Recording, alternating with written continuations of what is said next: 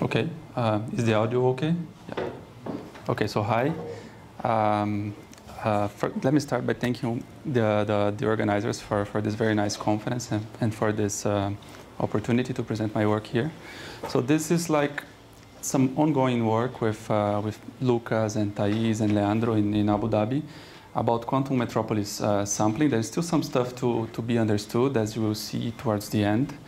But let me start from the beginning. So what is the problem that I'm interested? So I'm interested in the problem of sampling from very complicated probability distributions, like high-dimensional distributions.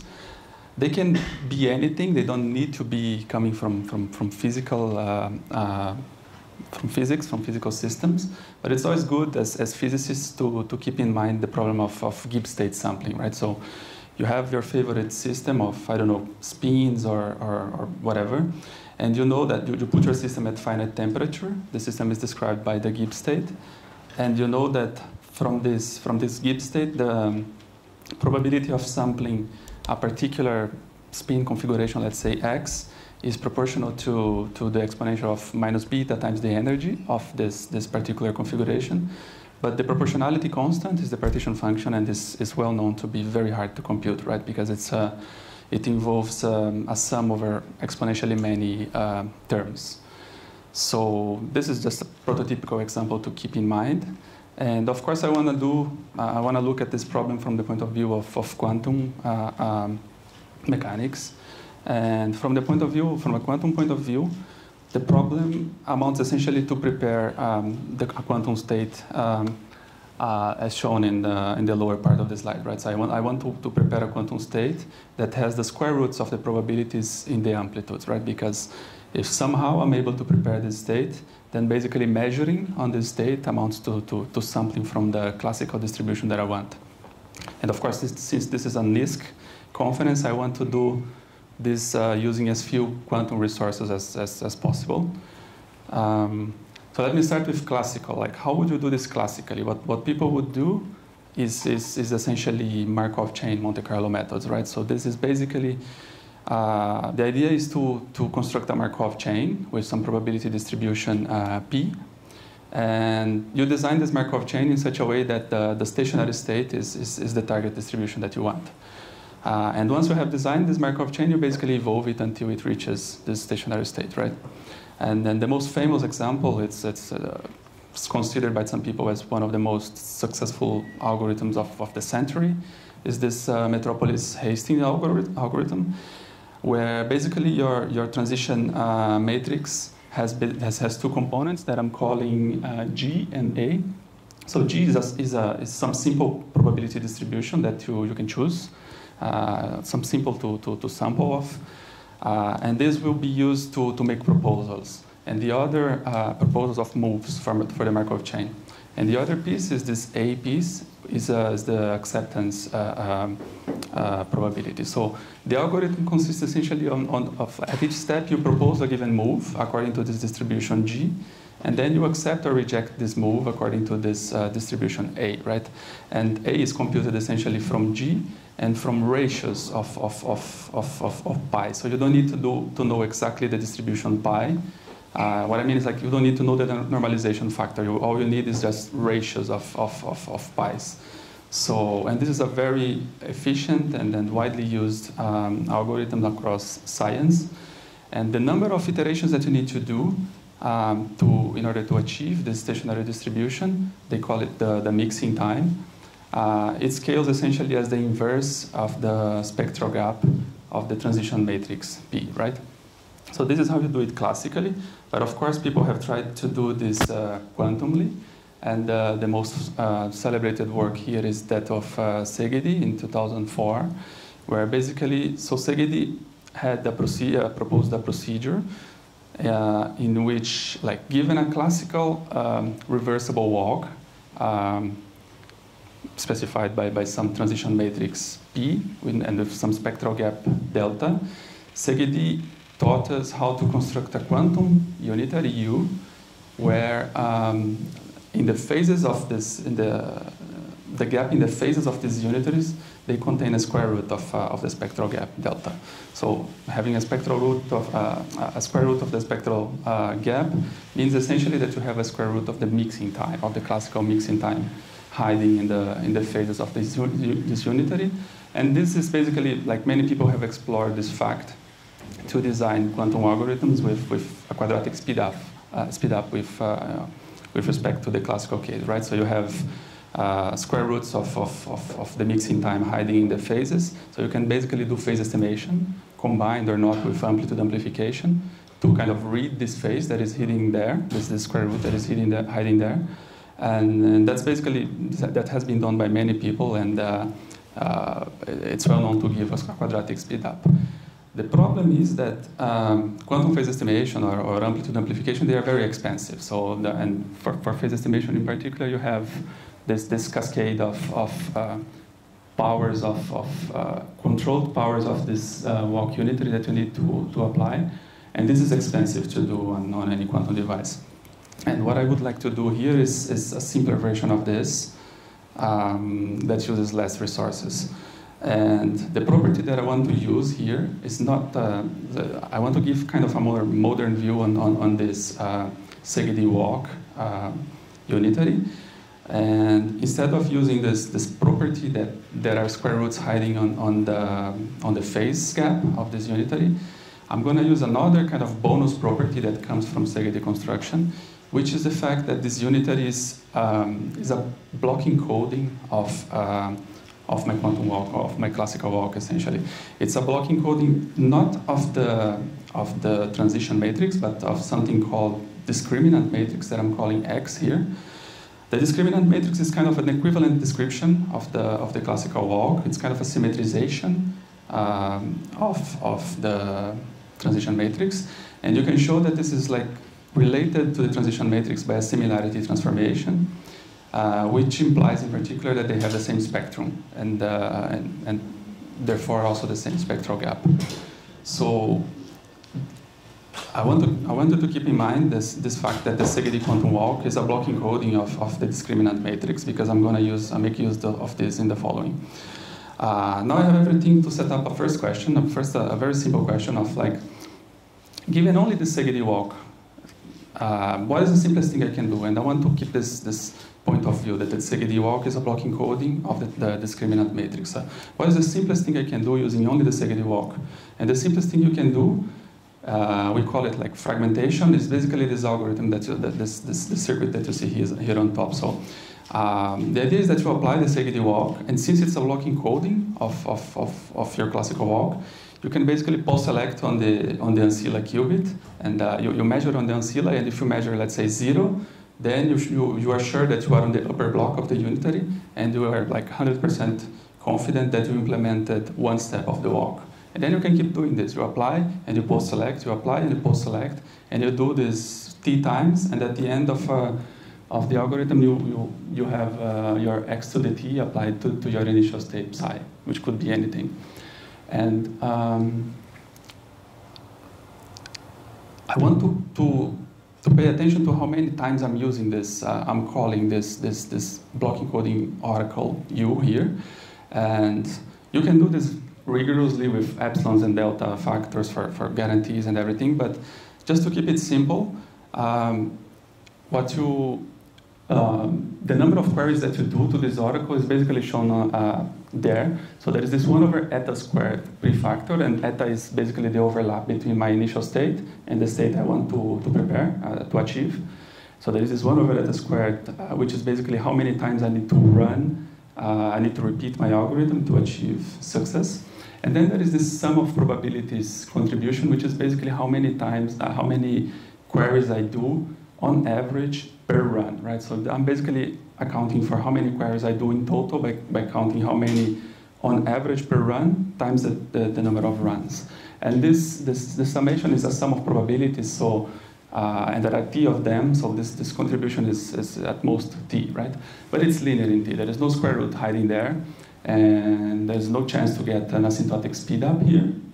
But still, I want to keep this in mind because we're going to come back to this in a second. But now I want to ask a second question of like, can you get the same quadratic speed up, but using less resources, just without using in particular phase estimation or amplitude amplification? And in order to answer this question, I need to introduce one last ingredient, which is the so-called quantum singular value transformations. These were proposed by Guillen and Low and Chuang a few years ago.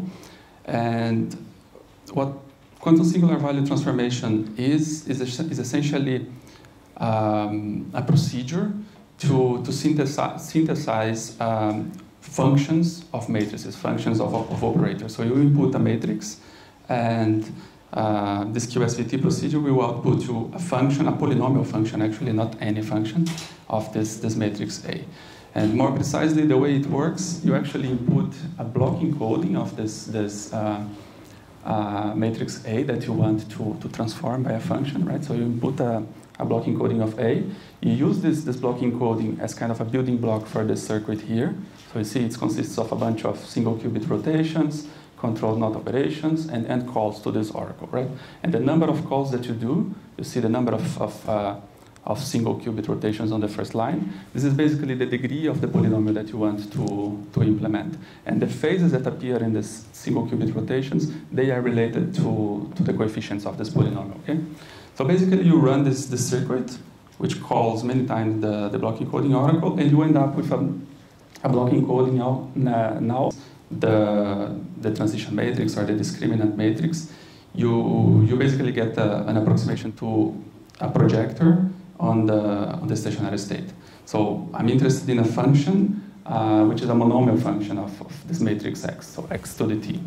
Second ingredient is approximation theory. You go to mathematics books and or literature, and you see that you can approximate this monomial of degree T by some polynomial of degree square root of T, roughly, to some precision epsilon, right? So, and then, so I have a monomial that I want to implement. I approximate it by a square with quadratically compressed degree, and then I use the singular value transformation that I just described to you to implement on a quantum device this polynomial function with a square root of T, right? And then my claim is that exactly this square root of T here that you see from approximation theory, this is the same square root of T, square root speed up that you see in the old like Szegedy-like approaches using phase estimation, right? So just to be more precise, here are two very simple circuits that can give you a quadratic speed up on the spectral gap without using phase estimation. So the first one is what we call, let's call it repeat until success, right? So you have this yellow box, which is basically this QSVT unitary that I just taught you how to build, right? So you just apply this QSVT unitary, and then you post-select. You measure on the ancilla, and if you get a 0, you are sure that you implemented a polynomial that approximates the projector. If you fail, you try again and again and again and again, and then you see, you can compute very carefully how many times you need to repeat this. And again, it goes like 1 over eta squared, the total number of queries that you do until you get a success. It goes like 1 over overlap squared, and for each run of the algorithm, you get a square root of T. So basically, since T goes like 1 over delta, overall you get a square root of 1 over delta on the runtime.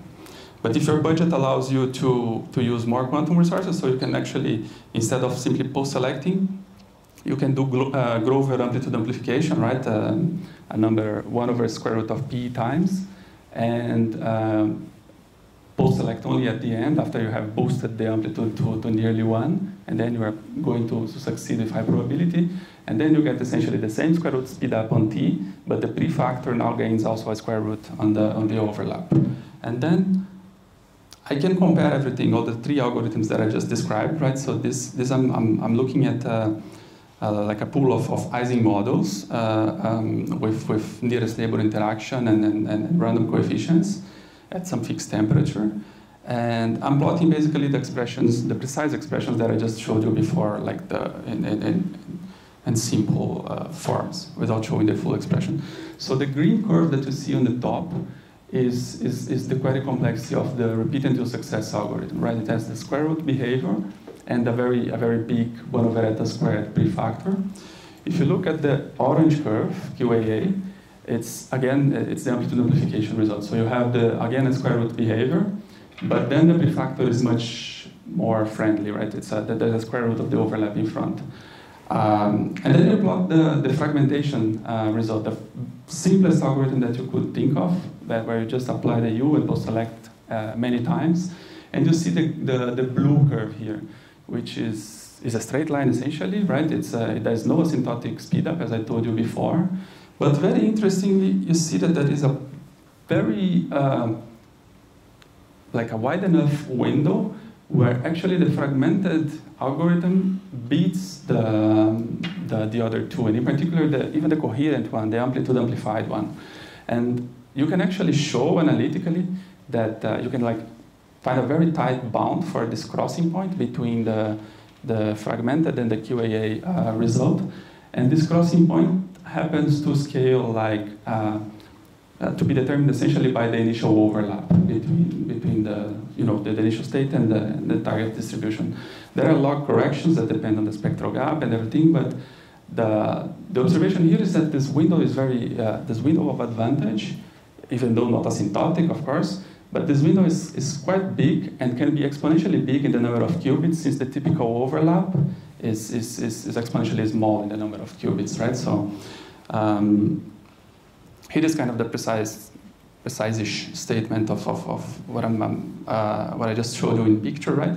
We can prove analytically that the number of queries that you do in this fragmented scheme is smaller than the one that you do in the coherent scheme, and the critical point where this advantage stop being valid can be exponentially large in the number of qubits. And then if you remember that typically the spectral the typical mixing time grows like 1 over delta, 1 over the spectral gap, you conclude that basically fragmentation is advantageous whenever the spectral gap is of the same order or small or not smaller than eta, essentially, not exponential. It can be exponentially small, but not super exponentially small. That's what I mean. It can be poly or even exponentially small, but not more than that. And what happens in many practical cases is that the gap is exponentially small. So basically, I forgot to mention, the vertical lines that you see here is like a typical mixing time for an Ising chain. So the gaps are exponentially small, but you fall inside the window where actually fragmentation is more advantageous is more cheap than amplitude amplification. But actually people have been, this is for a single chain, single Markov chain, but people... I'm confused. Sorry. Yeah. Isn't it true that classical is as good as fragmentation? Yes, so... Yes. That is true. That is important, and I forgot to mention. So the red line here is, I'm abusing a bit on language to call this Q-classical query complexity of the classical algorithm, because classically you don't have oracles, you don't do queries, it's just do what I described in the first slide, right? So you flip coins and you propose and then accept or reject and move. So the red line here is counting essentially the number of iterations of the Metropolis Hastings algorithm, and it's essentially the same or very close to the fragmented, yeah. So they're both, so if you want, you could see this fragmented algorithm as kind of oracle-based version of Metropolis Hastings in some sense, in some loose sense. But this is for a single chain, and people have been actually smarter than that, including some people here in the audience. The way they would do this Gibbs sampling, for instance, using Markov chains, is actually considering like a sequence of slowly varying chains. So like, let's say L of them, you start from an infinite temperature state, and then you start cooling very slowly, and like at each chain you have a corresponding stationary state, and you can cool it uniformly or whatever you prefer. And in my language here, so this is depicted like in this cartoon. Here you start with an infinite temperature state pi 0, you apply, in my language, it can be any of the three algorithms that I just described, right? So each of these purple boxes can be any of the three that I described before. And then you do this very slowly. You make sure that the next stationary state is close enough in fidelity to the previous one, and you keep doing it. And it's kind of heuristic. But in principle, you can do this, and you can ask whether the same conclusions that I observed for a single chain, they still hold here. Because by doing this kind of Zeno effect or simulated annealing effect, what you do is basically ensure that the superposition between the overlap between the initial, like the states at every step, the eta that I have been using since the beginning, it's actually very big. It's close to 1, right? So, yes. So essentially, this I showed you before that the window of advantage is determined essentially by eta. But then now I'm looking at a configuration where eta is close to 1. So basically, this window shrinks to a very small window where only the logarithmic terms essentially have a impact. It's a kind of a O1 up to logarithmic behavior. So the window of advantage shrinks, and then it's unclear whether we still observe advantage for fragmentation, right? So then you run the same simulations for again a pool of 100 Ising models at fixed temperature. And then this is a plot that people like to do in the previous approach to this problem using amplitude amplification, right? So it's a parametric plot between the number of steps done by the quantum algorithm and the number versus the number of steps done by the classical algorithm. And each point in the plot is like for a fixed number of qubits, so 3, 4, 5, up to 8. And what you observe here, so it's basically the blue curve. So the green curve is the result for a single classical chain, and it's basically a 45-degree straight line, which doesn't look very 45-degree because the range of the y-axis is bigger, right? Basically, the green curve is here to show the classical result, and whenever something crosses below this green curve, you have a quantum advantage, right? And what we observe from this fragmented, like Zeno scheme, but with fragmented algorithm, is that at some point you recover this quadratic speed up that people observed in many works using essentially amplitude amplification, like Zeno with amplitude amplification. So in principle, we get the same thing without the extra resources of amplitude amplification, just using the block-encoding oracle. And with this, I'm going to finish with this conclusion. So first of all, I want to emphasize that you can get the quadratic speed up without using phase estimation, right? By just using approximation theory. It's kind of a more modern view. This QSVT approach is kind of a unifying framework for quantum algorithm. And this is just another example of an algorithm that you can frame in this framework. So it's nice. You can get a asymptotic quadratic speed up without using too many quantum resources.